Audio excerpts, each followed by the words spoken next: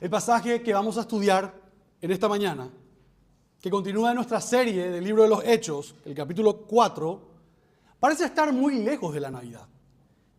Estamos en una cárcel, no en un establo. Estamos ante jueces que están enjuiciando, no ante los reyes magos. Pero, queridos hermanos, este texto nos revela la verdadera razón de la Navidad. El ángel, leímos esta mañana en Mateo capítulo 1, 21, dice: y le pondrás por nombre Jesús, porque Él salvará a su pueblo de sus pecados. Y hoy el pasaje, Pedro nos dice en Hechos capítulo 4, 12, y en ningún otro hay salvación, porque no hay otro nombre bajo el cielo en el cual podamos ser salvos. Hoy vamos a estudiar este juicio histórico a esa primera iglesia para entender que en ese nombre que celebramos en diciembre es el único nombre que puede salvarnos por toda la eternidad. Así que les invito a que abran sus Biblias en el libro de los Hechos, el capítulo 4, los versículos 1 al 12. Repito, el texto que vamos a estudiar esta mañana está en el libro de los Hechos, capítulo 4, versículos 1 al 12. ¿Todos lo tenemos? Dice así la palabra de Dios. Mientras ellos hablaban al pueblo, se les echaron encima los sacerdotes, el capitán de la guardia del templo y los saduceos, indignados porque enseñaban al pueblo y anunciaban en Jesús la resurrección de entre los muertos. Les echaron mano y los pusieron en la cárcel hasta el día siguiente, pues ya era tarde. Pero muchos de los que habían oído el mensaje creyeron, llegando el número de los hombres como a 5,000. Y sucedió que al día siguiente se reunieron en Jerusalén sus gobernantes, ancianos y escribas. Estaban allí el sumo sacerdote Anás, Caifás, Juan y Alejandro, y todos los que eran del linaje de los sumos sacerdotes. Y poniéndolos en el centro, les interrogaban: ¿con qué poder o en qué nombre han hecho esto? Entonces Pedro, lleno del Espíritu Santo, les dijo: gobernantes y ancianos del pueblo, si se nos interroga hoy por causa del beneficio hecho a un hombre enfermo, ¿de qué manera éste ha sido sanado? Sea notorio a todos ustedes y a todo el pueblo de Israel que en el nombre de Jesucristo el Nazareno, a quien ustedes crucificaron y a quien Dios resucitó de entre los muertos, por él este hombre se halla aquí sano delante de ustedes. Este Jesús es la piedra desechada por ustedes los constructores, pero que ha venido a ser la piedra angular. Y en ningún otro hay salvación, porque no hay otro nombre bajo el cielo dado a los hombres en el cual podamos ser salvos. Hasta aquí la palabra del Señor, que llega a nosotros inspirada de manera perfecta por su Santo Espíritu. Les invito a orar. Padre nuestro, te damos gracias por tu palabra. Gracias porque nos diste no solo una linda religión bonita para decorar nuestra vida, sino que nos diste un Salvador poderoso para rescatar nuestras almas. Te pedimos, Señor, que al estudiar este texto, tu Espíritu nos llene de valentía, como lo hizo con Pedro.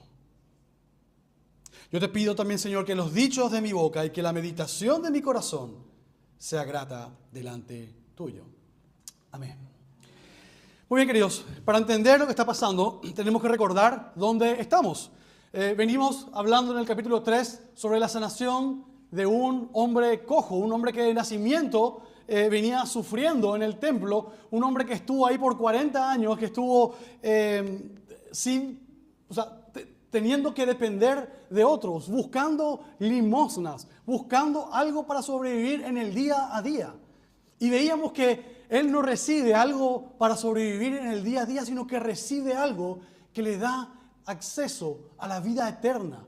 Recibe no solamente la sanación, sino que vamos a ver que también recibe la salvación. Y vemos que esto levanta a un montón de gente acumulándose, poniendo los ojos en ellos, en Pedro y en Juan. Y Pedro dice, no me miren a mí, no soy yo, es Cristo, véanlo a Él. Y es la oportunidad para predicar el Evangelio. Es el segundo sermón que se entrega. Y con eso se levanta todo ese alboroto, la gente escuchando la predicación acerca de Jesús que había resucitado, que había sido crucificado. Llegan los dueños de casa. Hasta este momento todo era gozo, asombro y alabanza. Era como la luna de miel de la primera iglesia. Todo era lindo, todo era crecimiento hasta que llegan los religiosos. Y aquí empezamos a ver la oposición. Y comenzamos a ver que la vida cristiana, que nuestra era, no es algo perfecto, no es algo que vamos a vivir sin peligro. Y podemos contrastarlo con el libro de Apocalipsis, que también describe nuestra realidad del día de hoy. Así que, para entender bien lo que está pasando en esta mañana, dividí el pasaje en 3 puntos. Primero, la reacción del mundo. Vemos indignación y oposición, los versículos 1 al 4. El interrogatorio del mundo, el punto 2, la pregunta de autoridad, los versículos 6 al 7. Y el tercer punto, la respuesta de la iglesia, que es lo más importante para nosotros. La proclamación de exclusividad, en los versículos 8 al 12. Así que, metiéndonos en el primer pasaje, a ver si funciona. Ahí está, perfecto. Dice, la reacción del mundo, indignidad y oposición. ¿Se fijaron lo que dice el versículo 1? Dice que Pedro todavía estaba hablando cuando se les echaron encima. Las autoridades lo apresaron. Y Lucas es muy específico sobre quiénes eran. Dice los sacerdotes, el jefe de la policía del templo, los saduceos. Esto es importante porque los saduceos eran la aristocracia. Eran los ricos de la época. Eran los que estaban de acuerdo con Roma. Ellos negaban lo sobrenatural. Ellos no creían en los ángeles. Ellos no creían específicamente en la resurrección. Y justamente lo que Pedro está diciendo es: Jesús ha resucitado. Y eso es lo que les pone justamente tan molestos. El versículo 2, si se fijan, dice indignados porque enseñaban al pueblo y porque anunciaban en Jesús la resurrección. Les molestaba 2 cosas. Primero, que ellos estaban perdiendo el control sobre lo que pasaba. Ellos están en el templo, están en el epicentro de la religión judía. Está en el núcleo del judaísmo, donde ellos tenían el control de todas las cosas, pero lo estaban perdiendo. ¿Qué hacen unos pescadores galileos sin título? Enseñando en su propio templo. Y además, estaban molestos porque ellos perdían la razón teológica. Les desafiaban lo que ellos enseñaban. Decían que Jesús resucitó. Y si Jesús resucitó, la teología de los saduceos no solamente se iba a la deriva, no solamente se caía, sino que los hacía a ellos culpables de haber matado al Mesías. Así que los arrestan, los meten en la cárcel. Pero fíjense el contraste del versículo 4. Nos dice, pero muchos de los que habían oído el mensaje creyeron, llegando el número como a 5,000. Hermanos, esto es impresionante. Los saduceos, el guardia, el líder, el capitán de la guardia, podía lograr arrestar a los mensajeros, pero no podían arrestar el mensaje. Pudieron encadenar las manos de Pedro y de Juan, pero la palabra de Dios corría libre por las calles de Jerusalén. Mientras Pedro dormía en un calabozo, la iglesia se duplicó. Hermanos, acá vemos algo que necesitamos entender. El mundo tolera la religión mientras sea algo privado, algo tuyo, algo tierno, algo que no moleste. Pero cuando anunciamos la verdad del Evangelio, el mundo se indigna. Pensemos en la Navidad actual. El mundo ama la Navidad light. De hecho, le ponen un montón de decoraciones para que nos centremos en eso. Aman las luces, aman los regalos, aman la reunión familiar. Qué lindo estar todos juntos. Qué bueno poder encontrarnos. Pero cuando vos hablas de que ese niño rey exige arrepentimiento, se molestan. Nuestra cultura quiere la fiesta, pero no quieren al anfitrión de la fiesta. Quieren la paz en la tierra, pero no quieren al Dios que trae esa paz a la tierra. Pero ánimo, porque aunque intenten silenciar nuestra voz, el mensaje del Evangelio tiene poder propio. Queridos hermanos, el mundo ha entendido perfectamente eso. Por siglos han atacado a los cristianos, a las personas, y de hecho lo siguen haciendo. Pero eso nunca ha funcionado. Siempre que hay un mártir, el mensaje crece, se enaltece. Pero ahora hay un ataque al mensaje. No atacan al mensajero, sino que tratan de invalidar el mensaje. Tratan de prohibir el mensaje. Ya no te dicen, hey, vos tenés que morir. Dicen, vos no podés decir eso.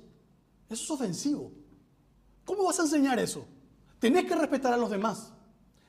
El mundo hoy busca invalidar el mensaje. Pero la palabra de Dios nunca vuelve vacía. Pueden encadenar al mensajero, pero jamás podrán encadenar el mensaje. Pueden encarcelar al predicador, pero la palabra de Dios jamás volverá vacía. El punto 2 de esta mañana dice el interrogatorio del mundo. Y llegamos al segundo punto, el versículo 5 dice, y sucedió que al día siguiente. Ahora quiero que nos detengamos un segundo aquí, porque Lucas nos dice que pasaron la noche en la cárcel. Esto significa que Pedro y Juan tuvieron horas para pensar, tuvieron toda la noche para consultar con la almohada. Ellos no estaban actuando bajo la adrenalina del momento. No fue una reacción impulsiva. Tuvieron largas horas de oscuridad y frío para considerar su situación. En el caso de Jesús, lo buscaron en la misma noche, ¿se acuerdan? Y no les funcionó. Entonces parece que dijeron, mételo un poco en la cárcel y que sepan lo que les espera. Probaron algo diferente. Esta situación aterradora esperaba que sea como que les haga pensar a ellos lo que se venía, que recuerden lo que le pasó a Jesús. Pedro y Juan sabían perfectamente quiénes lo iban a juzgar al día siguiente. Sabían que meses antes estos mismos hombres habían condenado a Jesús. Sabían que podían correr la misma suerte, la tortura y luego la cruz. Tuvieron tiempo para inventar una excusa, tuvieron tiempo para retractarse, tuvieron tiempo para planear una respuesta diplomática para salvar el pellejo, para pensar bien lo que iban a decir y cómo lo iban a decir.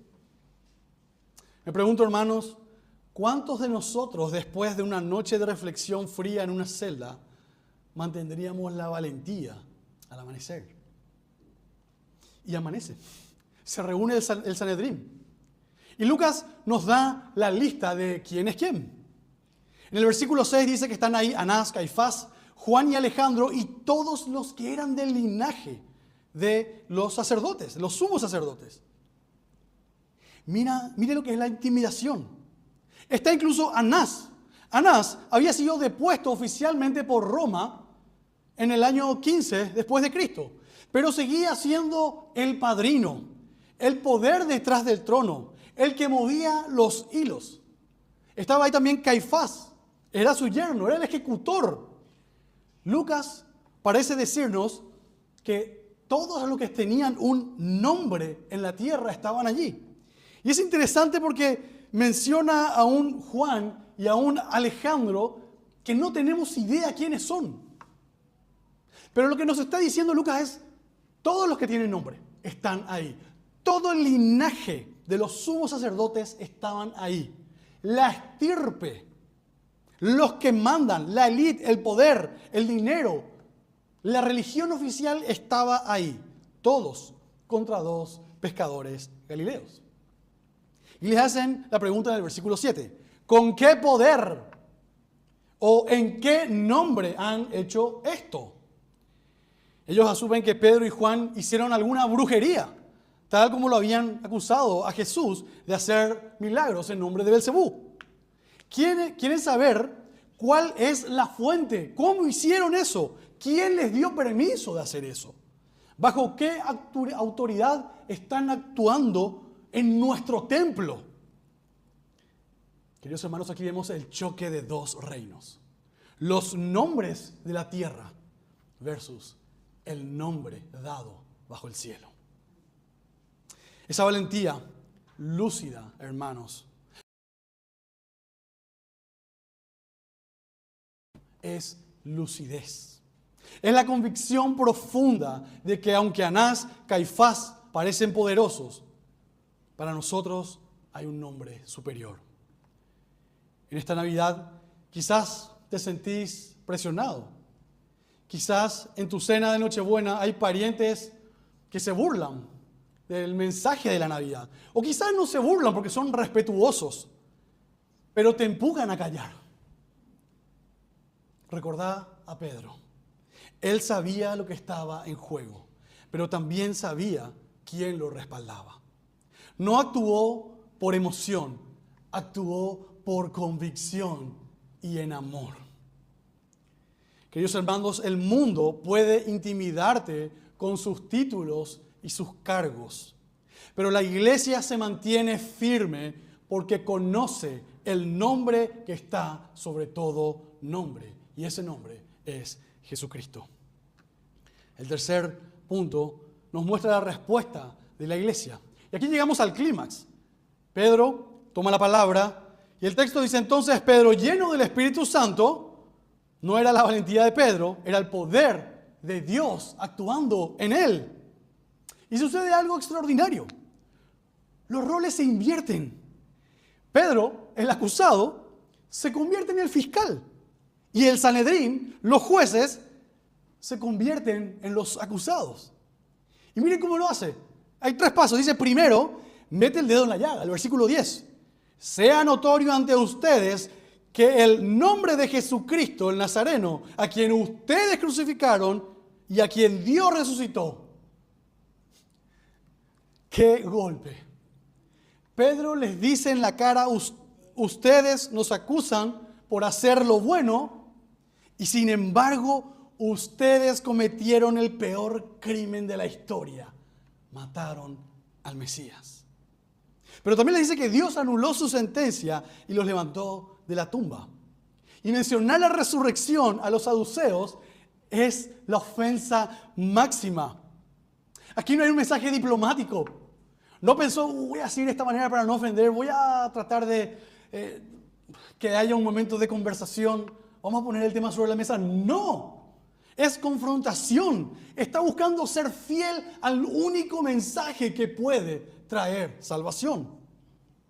Lo segundo que hace Pedro es usar el propio argumento de los saduceos, la Escritura. Les muestra a ellos a través de su autoridad, de las Escrituras, en lo que ellos estaban fallando. El versículo 11, Pedro cita el Salmo 118, que también estuvimos leyendo esta mañana. Dice: este Jesús es la piedra desechada por ustedes, los constructores. Esto era la profecía que Jesús mismo les había dicho. Lo vemos en Mateo 21:42. Pedro les está diciendo: las cosas pasaron tal como Jesús y el Salmo lo anunciaron. Ustedes son los constructores, ustedes son los expertos, los arquitectos de la religión. Ustedes inspeccionaron a Jesús y dijeron: no sirve, y lo tiraron al basurero del Gólgota.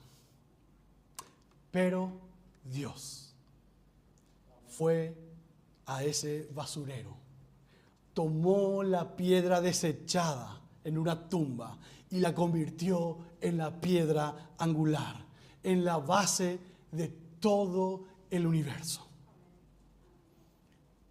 Y lo tercero que hace Pedro es proclama el verdadero regalo, en el versículo 12.